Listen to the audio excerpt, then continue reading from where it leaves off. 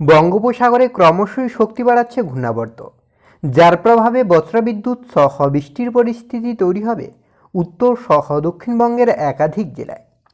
সেক্ষেত্রে আপনারা দেখতেই পাচ্ছেন এই অঞ্চলে কিন্তু একটি ঘূর্ণাবর্ত তৈরি হচ্ছে, যার প্রভাবে কিন্তু বৃষ্টির পরিস্থিতি তৈরি হবে আপনার উড়িষ্যা, পশ্চিমবঙ্গ, বাংলাদেশ, এগুলোতে কিন্তু বৃষ্টির সম্ভাবনা রয়েছে।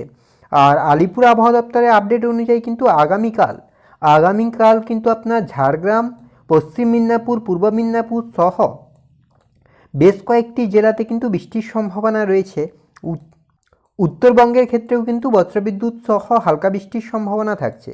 অন্যদিকে আপনার তাপমাত্রা নিয়ে আরও বড় আপডেট দিচ্ছে আলিপুর আবহাওয়া দপ্তর। তাপমাত্রা আগামী কয়েকদিনে কিন্তু বেশ খানিকটা বেড়ে যাওয়ার সম্ভাবনা রয়েছে, যার প্রভাবে কিন্তু গরমের দাবদাহ বাড়বে আপনার দক্ষিণবঙ্গের ক্ষেত্রে বিশেষ করে।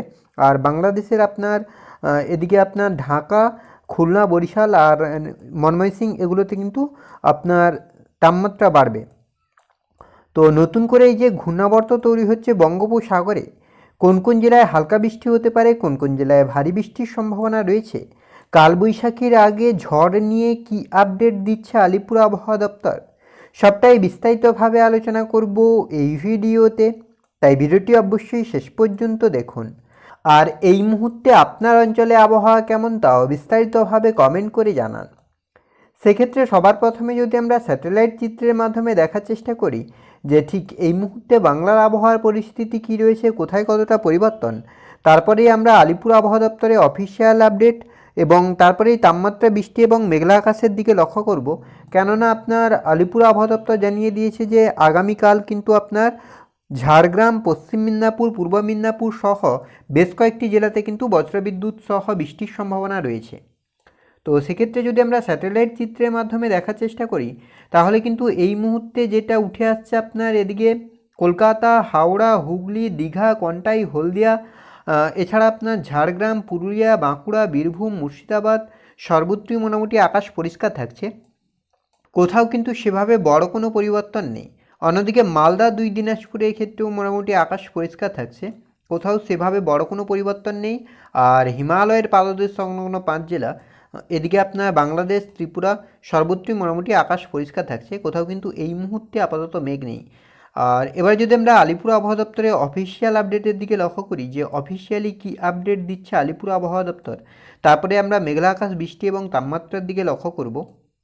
আপনার 6 তারিখের দিকে যেটা বলছে, আপনার 6 তারিখের আপডেট যেটা বলছে আপনার 7 থেকে 8-এর সকালের মধ্যে আপনার উত্তরবঙ্গের ক্ষেত্রে কিন্তু মানে আগামীকাল কিন্তু উত্তরবঙ্গের দার্জিলিংয়ে বিক্ষিপ্তভাবে হালকা বৃষ্টি হতে পারে। দক্ষিণবঙ্গের ক্ষেত্রে আপনার ঝাড়গ্রাম, পশ্চিম মিদনাপুর, পূর্ব মিদনাপুরের বিস্তীর্ণ অঞ্চলে কিন্তু হালকা বৃষ্টির সম্ভাবনা রয়েছে।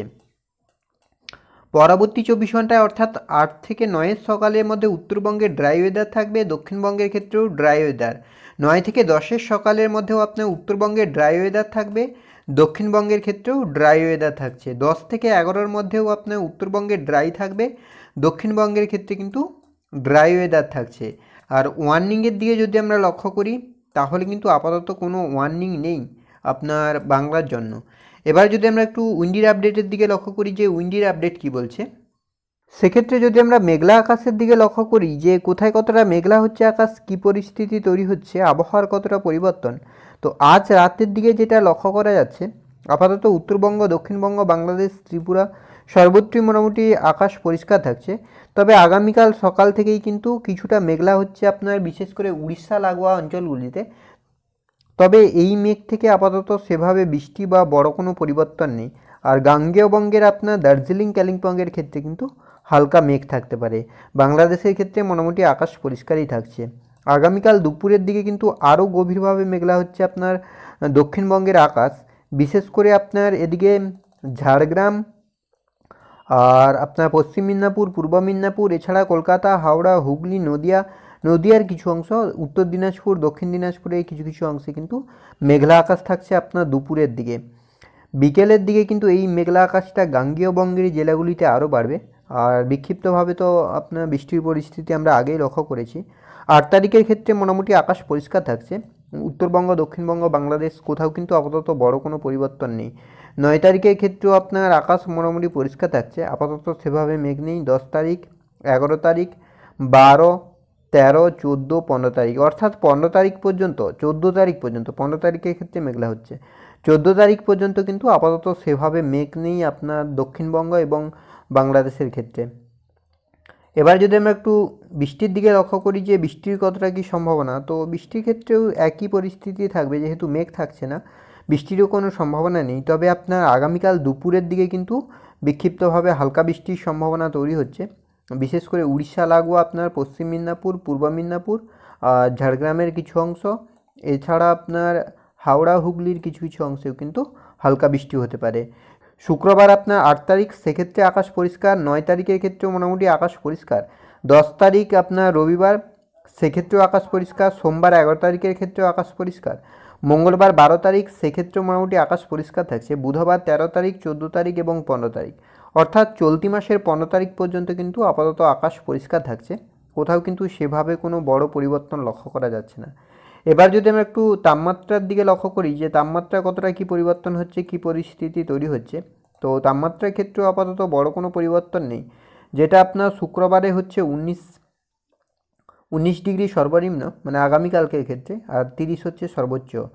18 শুক্রবারের ক্ষেত্রে 18-31 হচ্ছে, শনিবারের ক্ষেত্রে 17-30 হচ্ছে, রবিবারের ক্ষেত্রে 17-30 হচ্ছে, সোমবারের ক্ষেত্রে আপনার 15-31 হচ্ছে, মঙ্গলবারের ক্ষেত্রে আপনার 18-32, বুধবারের ক্ষেত্রে 21-32, বৃহস্পতিবারের ক্ষেত্রে কিছুটা বাড়ছে।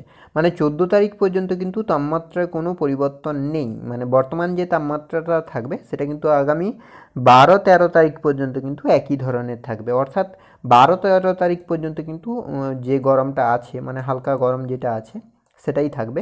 পরবর্তীতে কিন্তু মানে আবার বাড়বে তাপমাত্রা, ফলে কিন্তু একটা ভালো গরমের পরিবেশ তৈরি হবে।